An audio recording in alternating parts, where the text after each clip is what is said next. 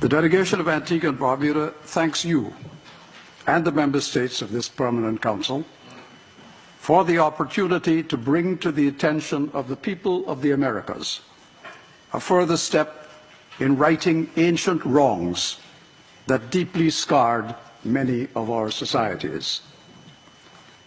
Denial of the basic human rights of indigenous people and of people of African descent has been an ugly wart on the face of the collective history of the Americas. Regrettably, though we claim to live in an age of enlightenment, discrimination and intolerance based on color and creed persist in many of our nations.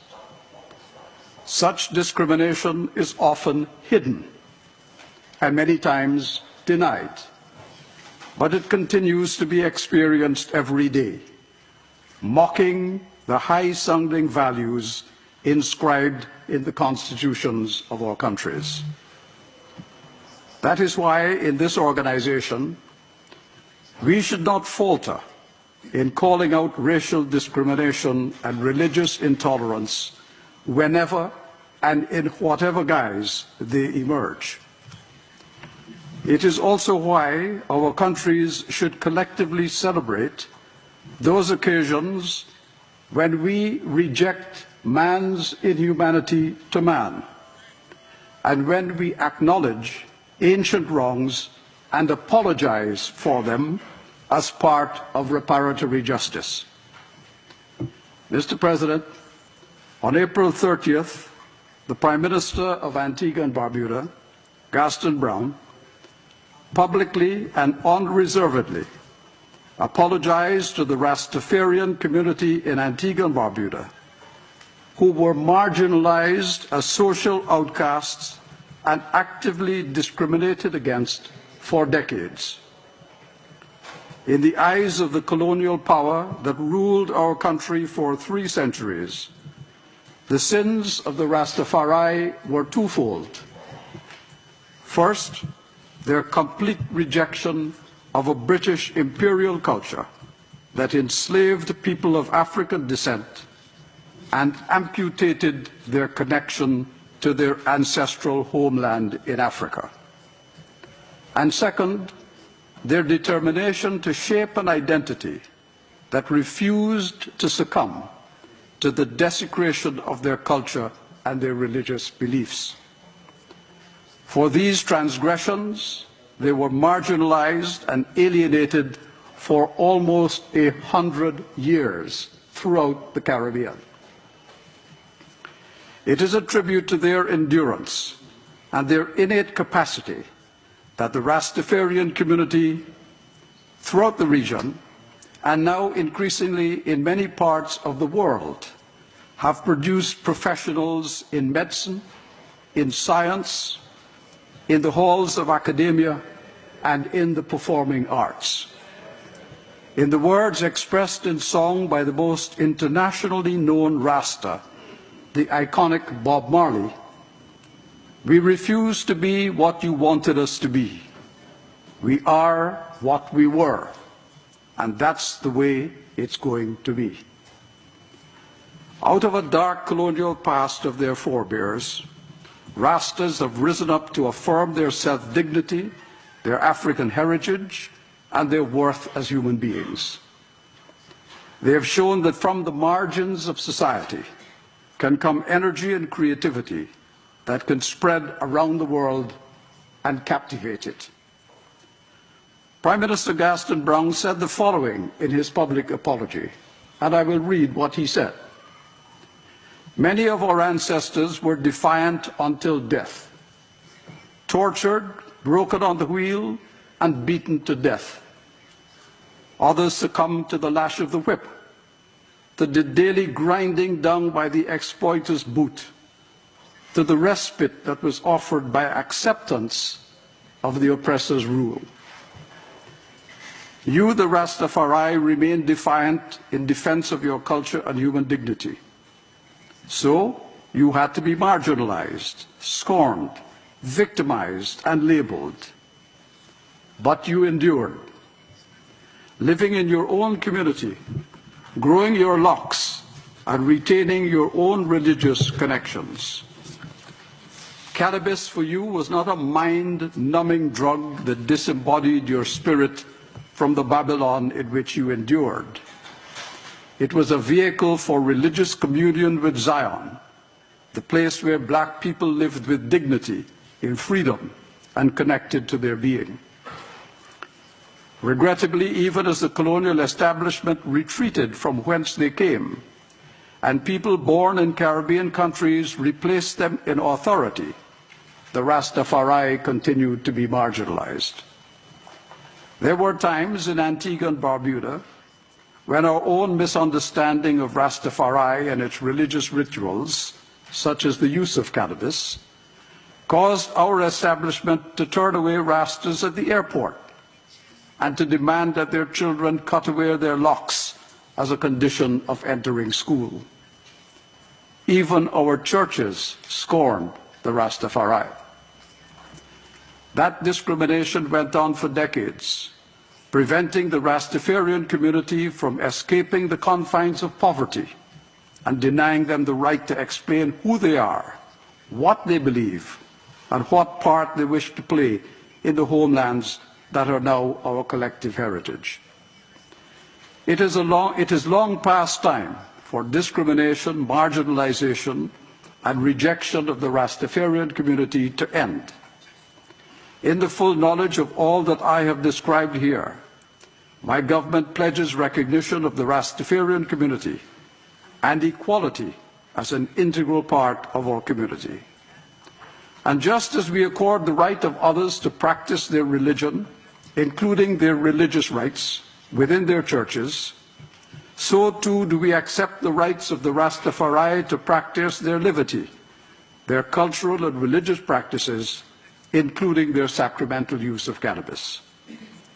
For all the harm that has been done to the Rastafari over the decades in Antigua and Barbuda, I apologize most sincerely on behalf of my government and the government that went before us. That was the Prime Minister's public apology. Mr. President, the Prime Minister and government of Antigua and Barbuda have already taken steps to recognize the dignity and worth of the Rastafarian community as an integral part of our society. Members of the Rastafari have long served as teachers in our schools and as key members of our farming community.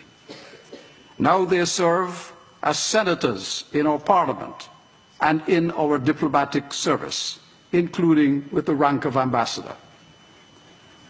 Mr. President, the actions of the Prime Minister of Antigua and Barbuda gives meaning and substance to the Inter-American Democratic Charter, which in its proper application underscores the important values for which we stand as a community of nations in the Americas. The measures that have been taken are consistent with Article 9 of the Charter, which commits us all to the elimination of all forms of discrimination, especially gender, ethnic and racial discrimination, as well as diverse forms of intolerance, the promotion and protection of human rights of indigenous peoples and migrants, and respect for ethnic, cultural, and religious diversity in the Americas, contributing to strengthening democracy and to citizen participation. Mr. President, members of this Council, Antigua and Barbuda is proud of this historic action. I am pleased to have with me today a Rastafarian member of our diplomatic corps, Ambassador Franklyn Francis, Ras Frankai Tafarai, to identify him properly. He is also a leading representative of the Rastafari throughout the Caribbean, having received the highest honors of the community. And with your permission, Mr. President, I would like to ask Ambassador Frankai Tafarai to address this Council, and by doing so, to create history. He will be the first member of the Rastafari community to speak to such a high-level representative body of the nations of the Americas. And if I may, I will invite him to speak. Thank you. Adelante, por favor.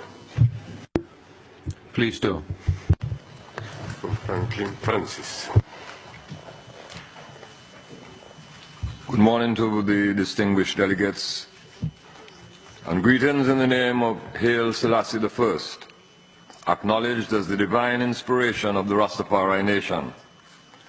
I convey the thanks and appreciation of the Rastafari nation for the historic opportunity to address this august hemispheric body, the Organization of American States, on such an important issue as human rights and justice, which we believe should be of concern to the nations and peoples of the world.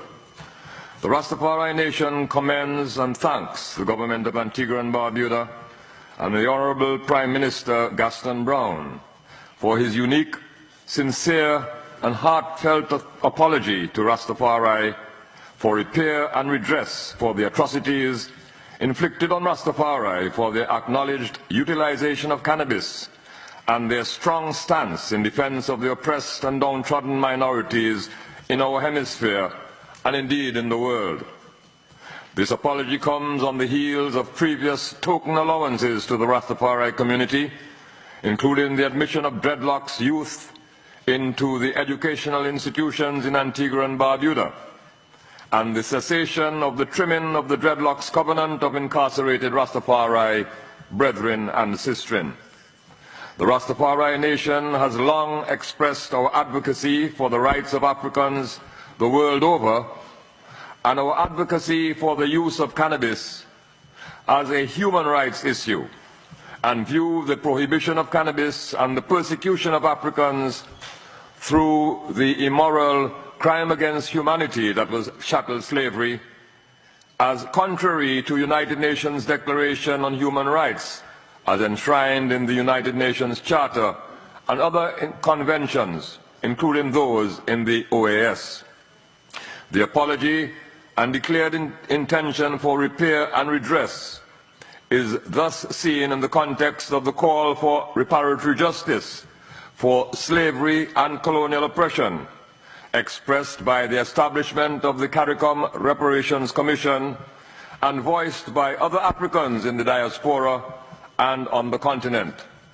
This call gains added significance, coming as it does in the United Nations declared International Decade for People of African Descent, 2015 to 2024. We express the hope that the call for reparations will see a recognition of Rastafari sacramental use of the herb cannabis and involvement and inclusion in the material benefits to be derived from proper utilization of cannabis. Further, that repair and redress will involve assistance to the formerly disadvantaged Rastafari and African communities, and for the Rastafari inclusion in the civil society, community, and societal deliberations on developmental and other issues of concern to all oppressed peoples. Noting that Rastafari and African peoples are situated throughout the nations of the Americas, it is our hope and fervent prayer that the call for reparatory justice will be heeded not only by other Caribbean leaders, but by other hemispheric leaders and the entire international community. To the distinguished delegates of the 34 nations of the Americas represented here, I give my heartfelt thanks for the honor of addressing you. Thank you, sir.